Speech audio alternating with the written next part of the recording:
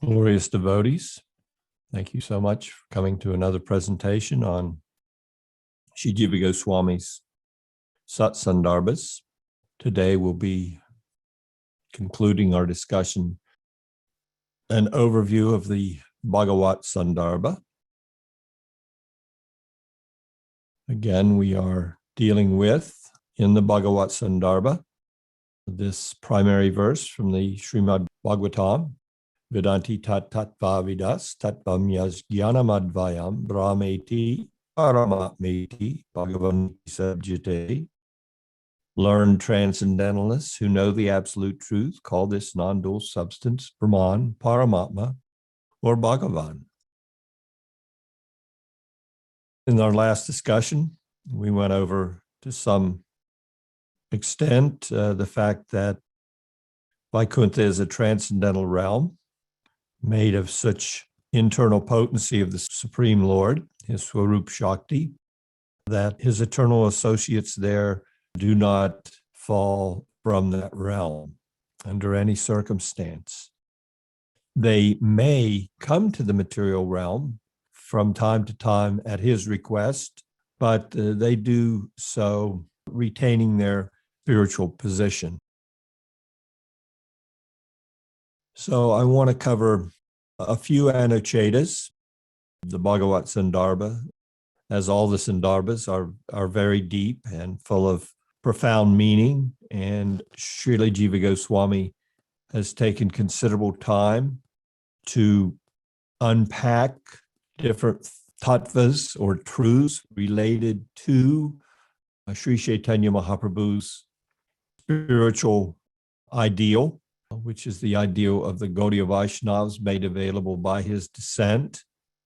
He has unpacked these extensively. So the overview is just to give us some insight into what Srila Jiva Goswami has contributed to the Vaishnav community. And if we look deeply at that contribution, what we can find there is that Srila Jiva Goswami is basically giving a commentary on the Bhagavat Purana, which is the primary pramana evidence for our sampradaya. Prior to the advent of Sri Chaitanya Mahaprabhu, the primary praman utilized by the various Vaishnav sampradayas was the Prasthana Trayi, which consisted of Bhagavad Gita, the 10 principal Upanishads, and the Vedanta Sutra. And the major acharyas gave us some commentary on that. Sri Chaitanya Mahaprabhu said, why not accept the mature commentary of the author of the Vedanta Sutra himself, Srila Vyasadeva? And he has given that mature commentary in his rewriting of the Srimad Bhagavatam. So let us go there for the main substance of spiritual thought and truth that should be the basis for spiritual understanding. And that becomes the praman for the Gaudiya Vaishnavas. But truly, the deeper praman for the Gaudiya Vaishnavas is the unpacking of the knowledge contained in the Srimad Bhagavatam by the founding acharyas working under Sri Chaitanya Mahaprabhu's direction, the 6 Goswamis and his other personal associates, and then coming after them, Baladev Vijayabhushan and Vishwanath Chakravarti. And actually, even going back a little before the advent of Sri Chaitanya Mahaprabhu, the illustrious commentator on the Bhagavatam, Sridhar Swami. So these commentaries, these unpackings are truly the essential pramana for us as Gaudiyas, that being the Sandarbhas of Jiva, Rupa Goswami's Bhakti Rasamrita Sindhu, other esoteric writings, Brihad Bhagavatamrita from Sanatan Goswami, Raghunath Das Goswami in his various writings. they brought out the essence of the Srimad Bhagavatam. That essence has formed the Sampradaya and the Sampradaya's spiritual understanding and practice. So the Sambandha, the Abhideya, and the Prayojan of the Gaudiya Vaishnavas is truly to be found in the Brahman, which is the unpacking of what was there in the Bhagavat Purana. That is our pramana upon the Brahman of Srimad Bhagavatam. So I wanted to conclude our look at the Bhagavat Purana today by just going over, again, in a very cursory way, some additional comments. What is the nature of the transcendental reality? And that transcendental reality, although it can be seen variously according to the approach, the topmost seers, the topmost approach is the approach wherein the Bhagavan conception is accepted. Let us go forward here. A few highlights from some of the other anuchetas or sections. Again, each anucheta dealing with different specific tattvas. He's come to the point of giving us some insight into the intrinsic nature of the Lord. And he's explained that the Lord's personal being and his various transcendental shaktis and his abodes and his associates are all of the same intrinsic nature. These all comprise his Swarup Shakti. So something from the 75th Anucheta, pointing out that his associates are also transcendental like him. It has thus been established that Sri Vaikuntha is part of the Lord's essential nature, Swarup. It naturally follows that the associates of the Lord, who are his inherent parts, should also be the same. It is thus logical to conclude that the nature of the Lord's eternal associates cannot be possibly other than identical to the divine nature of the Lord. Therefore, Sri Yudhisthira said to Sri Narada, the residents of Vaikuntha are devoid of bodies, senses, and life force. This means, according to Sridhar Swami, that the Vaikuntha residents have bodies consisting of Suddha-sattva, or unalloyed being, and not material bodies, senses, and life force, which are causes for material birth. Some commentary here. After establishing that Vaikuntha is part of the Lord's essential nature, Sri Jiva Goswami goes on to say that his associates are also Swarup Bhuta, or part of the Lord's essential nature. It was already established that Vaikuntha cannot be approached by material means. It can be attained only by pure devotional service. It has also been shown that Vaikuntha is completely free from the material gunas.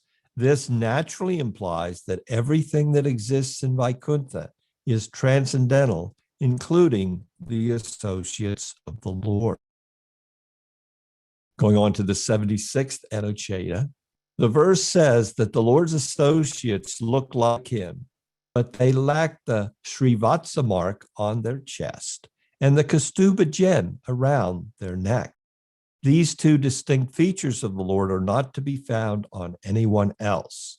The mark of Srivatsa is a tuft of golden hair having a clockwise turn on the left side of the Lord's chest. This mark represents the consort of the Lord, Sri Lakshmi Devi. The Kaustubha gem represents the living beings. Only the Lord holds both Lakshmi Devi and the living beings within himself.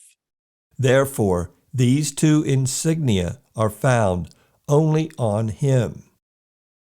It's becoming clear that these distinguishing characteristics are there because there is a liberation available to the Jivatma who attains spiritual perfection of having a similar form to that of the Lord. These associates of the Lord, without these distinguishing characteristics in Vaikuntha, you'd have a hard time making a distinction. Sanatana Goswami highlighted this in his Brihat Bhagavatamrita in the Travels of Gopakumar. Upon entrance to Vaikuntha, he could not distinguish. He saw all the transcendental personalities there when he first arrived as the Lord himself. He was overtaken in transcendental appreciation of the form of the Lord, and he could not make this distinction. So here, the specific distinguishing characteristics are given. Going on to the 77th Anucheda. Therefore, the associates of the Lord are not influenced by time. So, to achieve the liberated condition of eternal existence in their company, samipya is the highest possible good, purushartha, to be aspired for by conscious beings, and particular for the topmost devotees. Prahlad Maharaj prayed for this to Lord Nrsimha. Therefore, now that I am in knowledge, I do not yearn for the boons desired by conditioned beings, such as long life, opulence, worldly glory, or sense pleasures, up to and including those enjoyed by Brahma. All these are destroyed by you in the form of powerful time. Just grant me the association of your servants. The meaning is clear. This Anucheda is wonderful in that it highlights that the highest aspiration for the devotees is this association amongst his eternal servants. This is the Purushartha. Even the Lord aspires to be in the association of his devotees. So what to speak of what should be aspired to by his devotees or those aspiring to be his devotees? This is the highest aim for human life. Now, one would say, shouldn't we all aspire to be with the Supreme Lord himself? Wherever you find his devotees, he is naturally there.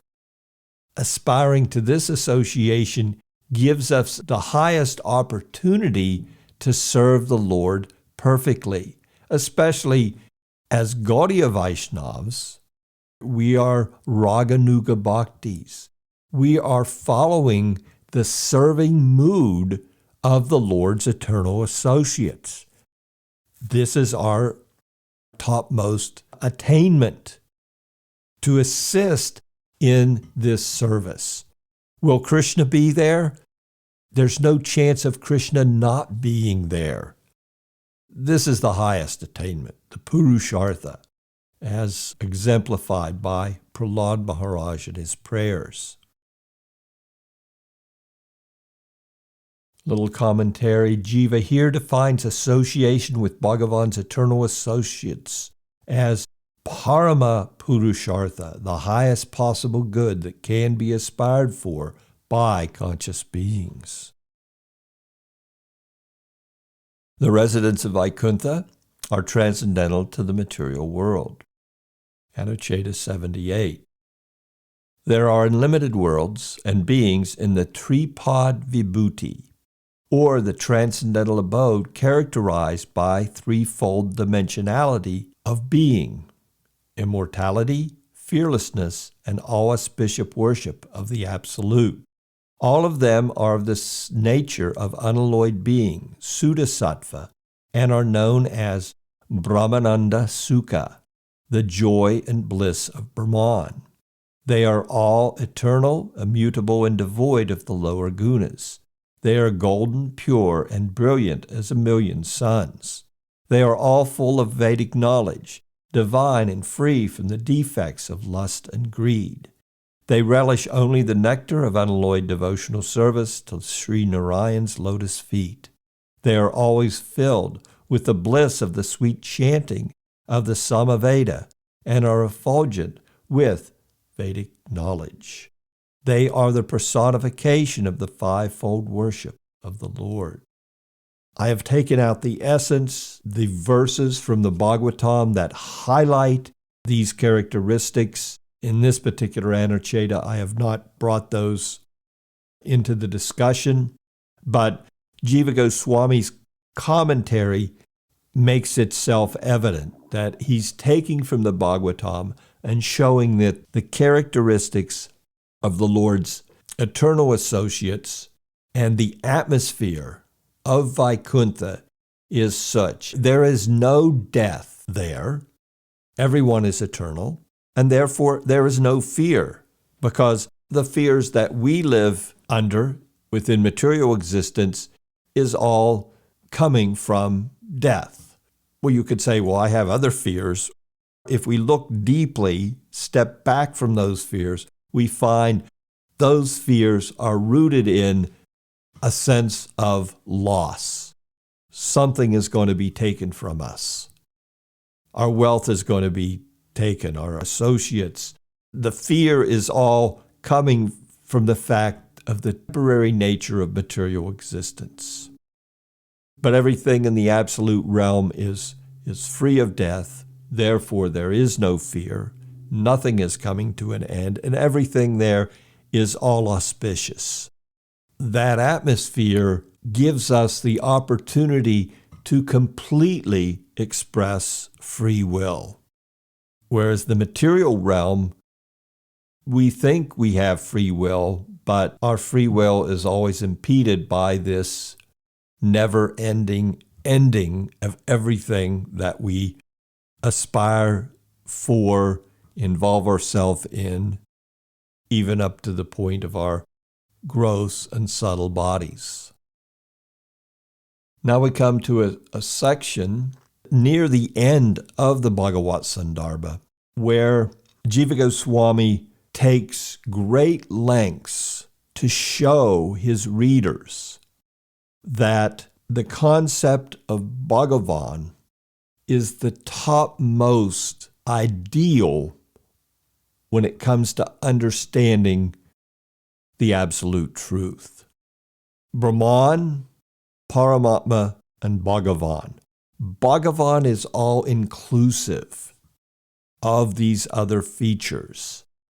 Now you could look and say, well, this emphasis by Srila Jiva Goswami was necessary because of the profound influence of Sankara's radical non-dualistic philosophy, which we refer to as Mayavad. Mayavad specifically is opposed to Brahmavad, as we've discussed, meaning that some interpretation is made in regards to the nature of transcendence, rather than relying on proper spiritual authority for an understanding of transcendence. So, of course, there is the Brahman feature or manifestation of the Supreme. That manifestation has to be understood in light of revelation. But we find Sankaracharya's radical non-dualism is an imposition of materialistic logic on transcendence. So therefore, having the proper understanding of what is Brahman and what is Brahman in relation to the Bhagavan conception is really fully unpacked by Jiva Goswami in this Bhagavat Sandarbha. We may think, well, we're past that. We understand the personal conception of God, and we need not worry about being influenced by the Mayavad philosophy. We got it. We're good to go. No concern on our part there. Well, there is concern. There was concern 500 years ago when Jiva Goswami took the notes of Gopal Bhatta Goswami and added to them and presented the Sandarbhas. And again, Sandarbha means essence, the essence of theistic thought. It was prevalent then, and it is just as prevalent now. Even the prayers to my spiritual master, we sing of his coming to the Western world to basically destroy these conceptions of Mayavad philosophy, Nirvashesha and Sunyavad. Both these things, impersonalism and voidism, are there, and this is just in our last generation. Very important point.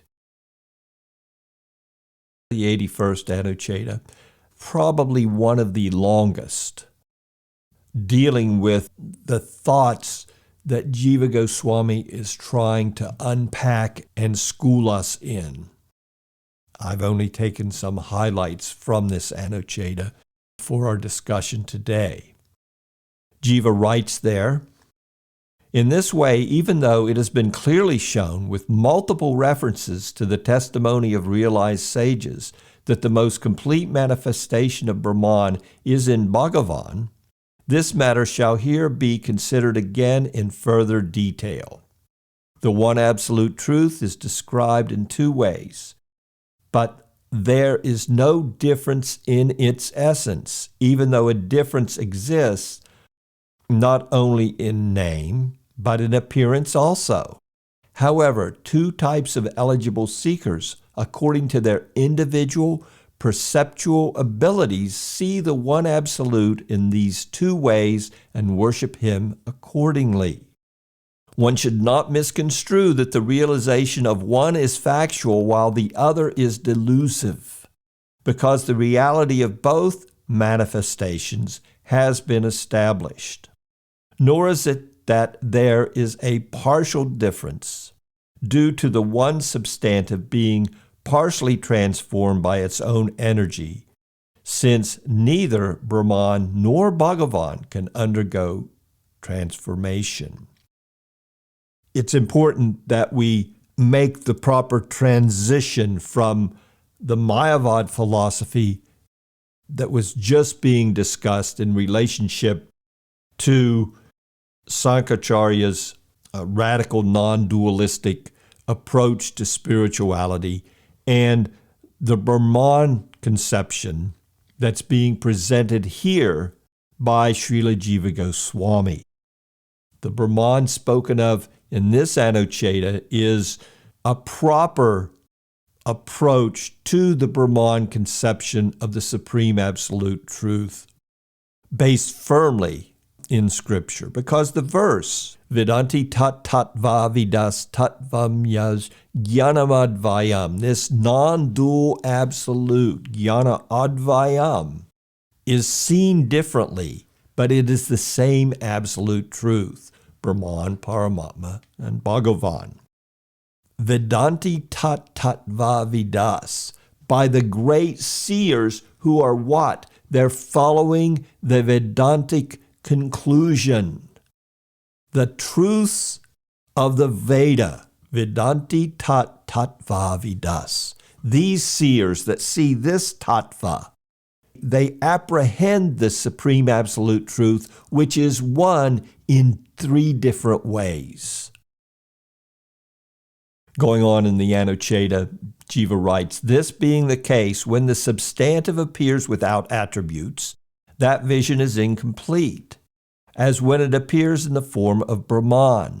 And when that substantive, Advaya Jnana, manifests in the form with attributes that demonstrate the varieties inherent in its essential nature, then that vision is complete, as when it appears in the form of Sri Bhagavān. With this intention, it will first be established that the Absolute Truth manifests in accordance with the vision of the aspiring practitioner, using 6 verses that contain questions and answers regarding the appearance of this great Purana, Srimad Bhagavatam.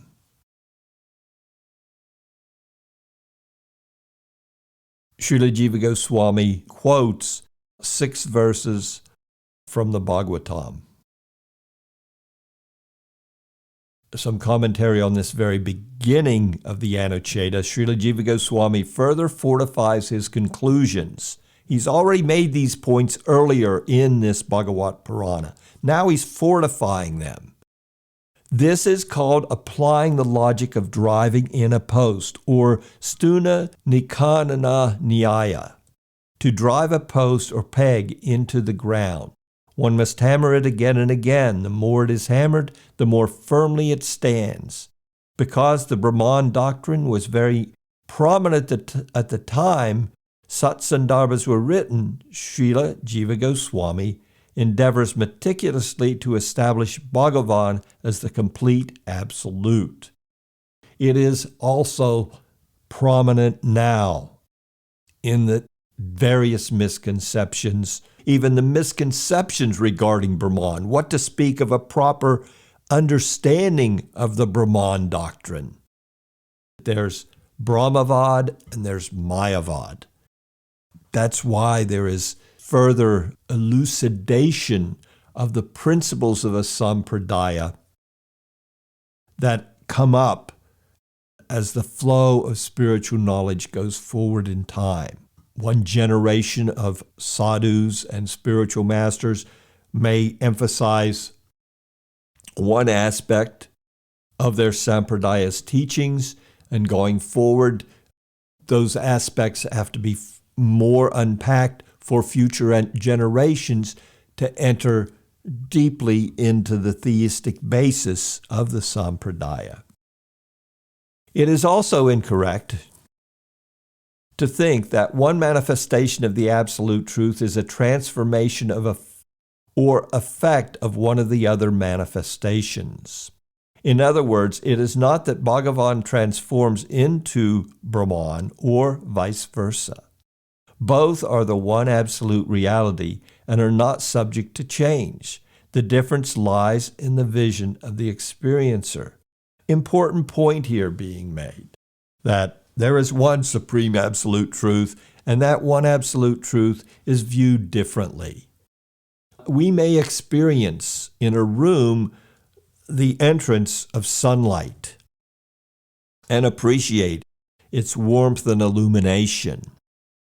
But if we exit the room and look into the sky, we can see that there is a source of that illumination, a bright ball in the sky from where that heat and radiance is coming.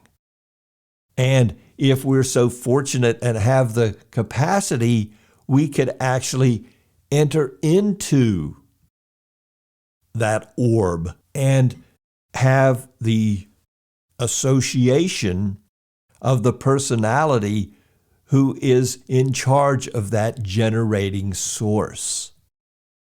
All these visions are correct. They're just more and more complete, but the substance being experienced or seen in this instance, that is the same.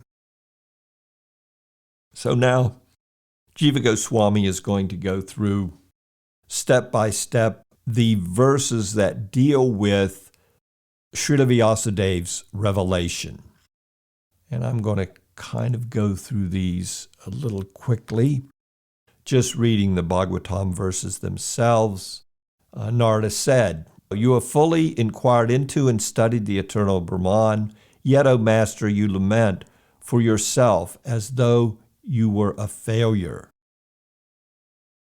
Wandering throughout the 3 worlds," Vyasadeva replied, "like the sun and pervading within like the vital breath, you are the witness of all Atmas. So please assess the deficiency in me, despite my being immersed through yogic discipline and vow in transcendental Brahman, in eminent Brahman in the form of the Veda." So Vyasadeva's saying, help me here, because I should feel satisfied in all that I've done.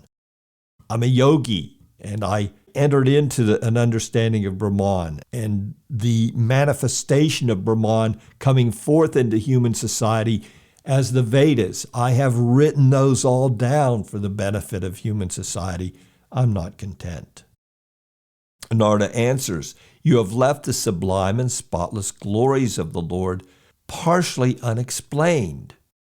I hold any wisdom teaching incomplete if it does not please the Lord. Narada is saying, I don't consider what you've done to be a complete presentation. Even knowledge that is pure and free from bondage to action is without beauty if devoid of devotion to the infallible Lord. What then can be said of action which is always inauspicious when not offered to the Lord, even if performed without any motive? Some comment here from the great Sridhar Swami. Jiva Goswami takes that comment and places it in his Anucheta. The word anjana, tincture, is that by which one is colored or corrupted. It is used here in the sense of upadi, or an artificial designation of the self.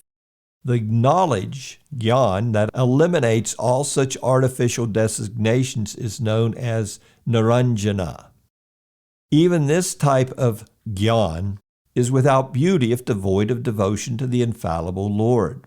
This means that it cannot give complete and direct apprehension of the truth that lies beyond the pure view of the senses.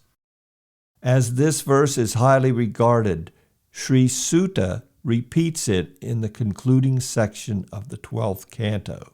So Sutta Goswami has twice brought forth this verse spoken by Narada in relation to the incompleteness of transcendental revelation, and specifically the incompleteness of the revelation offered to human society by Srila Vyasadeva, if the conception of the Supreme Absolute is not there. Well, you could say Krishna's there, even his Bhagavad Gita is there in the Mahabharata. So isn't the absolute truth dealt with? And the answer from Narada is not in a comprehensive way that instills this emphasis on the Lord's personal form and the worship of that form and appreciation of that form and eternal service to that form is not highlighted. Narada concludes with these verses. And these verses contain the means of revelation which Vyasadeva employed. First, he gives the mantra. I meditate upon and offer obeisances unto you, O Supreme Lord, who are Vasudeva, Pradyumna, Sankarshan, and Aniruddha. A person's vision attains completion by reciting this mantra and thus worshiping the Lord of sacrifice, who is without material form, but who does have the inherent forms invoked in the mantra. The spiritual master is giving mantra diksha, meditate upon Krishna in his forms, Vasudeva, Pradyumna, Sankarshan, and Aniruddha. He's revealing this to Srila Vyasadeva, and then he's given concise instructions in regard to the mantra. It will make your vision complete. Another significant and practical point to be gleaned from the dialogue between Sri Vyasa and Narada is that one cannot come to perfect realization of Bhagavān without the mercy of the spiritual master. You must be initiated into this transcendental knowledge by one who is completely realized in it, the Sadguru. Some highlights again regarding the significance of this, understanding what Srila Vyasadeva had accomplished. Even a person like Vyasa, he's learned in Kamya Karma, Brahman as immanence in the form of fruit of action, and Brahma Gyan, Brahman as transcendence, could not solve this problem. So he'd already revealed all this knowledge to human society through what had been written, how to properly conduct oneself, and through that sattvic action, attain advancement, leading to knowledge of the Supreme in transcendence. Still, it was not complete. Therefore, one should take shelter of a true guru, receive initiation from him in Krishna mantra, and then study under him. One should render service respectfully to one's guru and follow in the footsteps of the saintly. The primary meaning of the word Brahman is Bhagavān. Srila Jiva Goswami points out that even this word Brahman is intended for Bhagavān, and he gives evidence to that effect from the Brahma Purana. The primary meaning of terms like Ananta, Bhagavan, Brahman, and Ananda applies only to Sri Vishnu. When they refer to something else, those are secondary meanings. Again, in the Padma Purana, because the Lord has immeasurable attributes, it is not possible to delineate all of them separately. Therefore, they are collectively indicated by the word Brahma. Thus, the word Brahma or Brahman can be an adjective for the all-pervading, Sri Vishnu alone and no other, as he alone has unlimited qualities. The conclusion regarding this conception, and again, I'm taking the essence of an extremely detailed Anucheta or section of the Bhagavat Purana. Therein, this idea of seeing the Supreme Absolute Truth is fully exemplified in this verse from the 10th canto, wherein Sri Krishna is entering the arena and being viewed by all the different members of the audience there. In the final Anucheta of the Bhagavat Sandarbha, Bhagavān can be realized through devotion alone. Anucheta 102. Ordinary people of modern vision may not accept that you have various extraordinary attributes, but it is the direct experience of your realized devotees that you do. Only bhakti leads to him. Only bhakti reveals him. The Supreme Lord is controlled by bhakti. Bhakti is the only potent means. And also in the Katha Upanishad, the Supreme Lord is not attained through study, nor through the intellect, nor through hearing many scriptures. Only he whom the Lord chooses attains him. Unto him the Lord reveals himself. In this way, Brahman and Bhagavan have been described. Thus ends the Bhagavat Sandarbha, second volume of the Bhagavat Sandarbha, called Sat Sandarbha. Again, interesting to note here that the Bhagavat Sandarbha is dealing with the Bhagavan conception of the Supreme, and the Bhagavat Sandarbha is the entirety of the Sandarbhas dealing with the Bhagavat Purana, or the Srimad Bhagavatam, which is written according to the instructions of Sri Rupa and Sri Sanatan, who are revered members of the Universal Royal Order of Vaishnavas. They are unalloyed servants of the lotus feet of Lord Sri Krishna Chaitanya Mahaprabhu, the purifier of the jivas in Kali Yuga, who descended to distribute the benediction of his own service. This Sandarbha, called Bhagavat Sandarbha, is the second among the Sandarbhas called Sri Bhagavat Sandarbha. And the commentary concludes, Sri Brahma designated the senses in such a way that they perceive only outwardly. They cannot perceive the individual self or the Supreme Self within, even during the waking and dreaming states. The Supreme Self can, however, be perceived by the grace of bhakti, which is the Lord's internal potency. Sri Krishna asserts this, only through pure devotion coupled with faith can I be understood and realized. This is from his instructions to Uddhava. Just as one can smell only through the nose and hear only through the ear, One can see the Lord only through bhakti. The devotees who have shattered their illusion by the grace of the Lord can see the Lord within and without. Premanjana charita bhakti vilochanena santa sadaiva hridayeshu vilokayanti. That brings us to the conclusion of our presentation on the Bhagavat Sandarbha. I thank you so very much for your kind association and attention. Vanchakalpatubhyascha, kripasidnabhevacha, patitanam pavanebhyo, vaishnavidyo namo namaha. Krishna Kirtana Gana Natana Pano Premamritam Manidhi